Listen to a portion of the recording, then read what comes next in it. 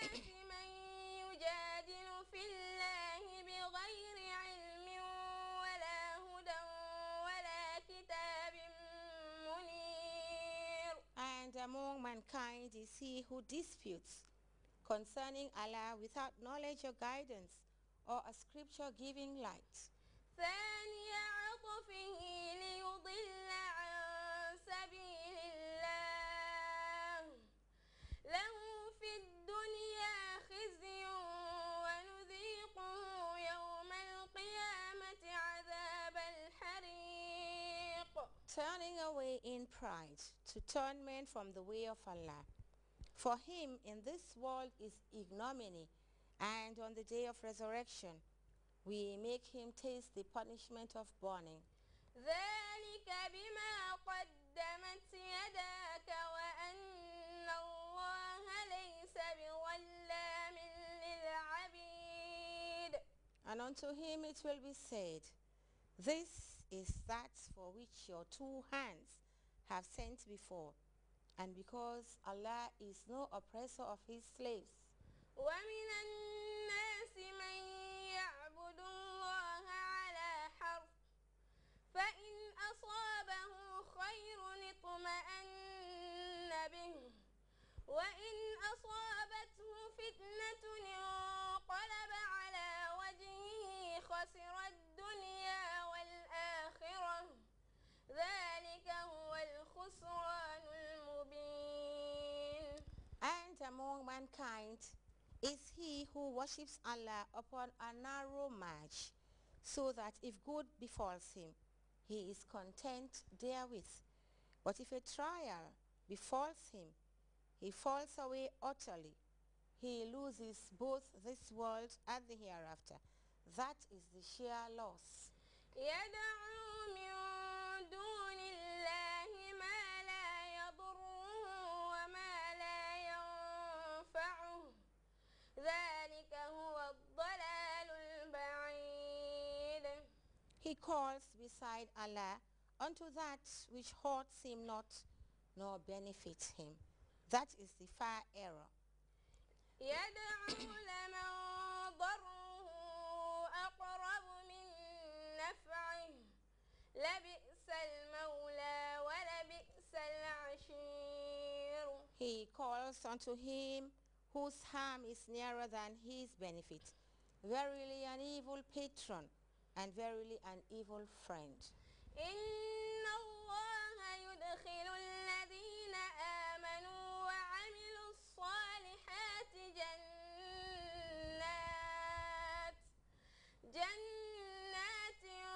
تجري من تحتها الأنهار إن الله يفعل ما يريد. Indeed, Allah causes those who believe and do good works to enter garden underneath which rivers flow. Indeed, Allah does what he intends. من كان يظن أن لن ينصره الله في الدنيا والآخرة فليمدد بسبب إلى السماء ثم ليقطع فلينظر هل يذهبن كيده ما يغيظ.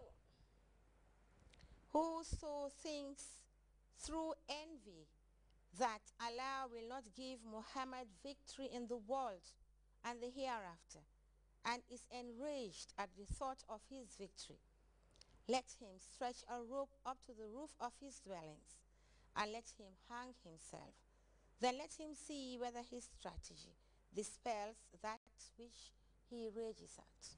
وكذلك أنزلناه آيات بينات وأن الله يهدي من يريد. Thus we reveal it as a plain revelation, and verily Allah guides whom he will.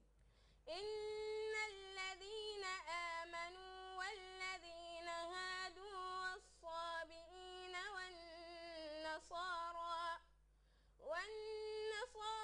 والمجوس والذين أشركوا إن الله يفصل بينهم يوم القيامة إن الله على كل شيء شهيد. Verily, those who believe this revelation and those who are Yahuds and the Sabians and the Nazarenes and the Majusas and the idolaters, indeed, Allah will decide between them on the day of resurrection. Allah is witness over all things. ألم تر أن الله يسجد له من في السماوات ومن في الأرض والشمس والقمر والنجوم والجبال والشجر والدواب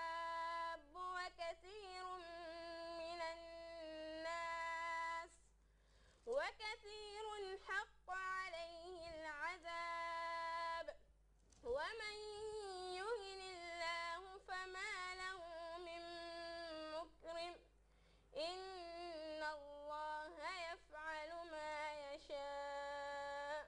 Hast thou not seen that unto Allah payeth adoration, whosoever is in the heavens and whosoever is in the earth, and the sun and the moon and the stars and the hills and the trees and the beasts and many of mankind, while there are many unto whom the torment is justly due. He whom Allah scorneth, there is none to give him honor. Indeed, Allah does what he will. هذان خصمان اختصموا في ربهم فالذين كفروا قطعت لهم ثياب من نار يصب من فوق رؤوسهم الحميم. The believers and the disbelievers are two opponents who contend concerning their Lord. But as for those who disbelieve, garments of fire will be cut out for them. Boiling fluid will be poured down on their heads, يصهر به ما في بطونهم والجلود whereby that which is in their bellies and their skins too will be melted. ولهم مقامع من حديد And for them are hooked rods of iron. كلما أرادوا أن يخرجوا منها من غم أعيدوا فيها وذوقوا عذاب الحريق. Whenever in their anguish they would go forth from there, they are driven back therein, and it is said unto them, taste the punishment of burning. إن الله يدخل الذين آمنوا وعملوا الصالحات جنات تجري من تحتها الأنهار يحلون فيها من أساور من ذهب ولؤلؤا ولباسهم فيها حرير. Indeed, Allah will cause those who believe and do good works to enter gardens underneath which rivers flow, wherein they will be allowed armlets of gold and pearls, and their raiment therein will be silk. صدق الله العظيم. Viewers and brothers and sisters, we will stop here for today, but I have just been signaled by Usman that we can still continue. Aisha, please continue from where we stopped. We continue from verse 24 again. Brothers and sisters, as we remind pilgrims that is a holy journey, and we are talking about Hajj today, and the best provision for Hajj, Allah says, is the fairness of Allah when he says, وَتَزَوَّدُوا فَإِنَّ خَيْرَ الزَّادِ التَّقْوَى وَاتَّقُونِ يَا أُولِي الْأَلْبَابِ. Aisha, please continue from verse 24.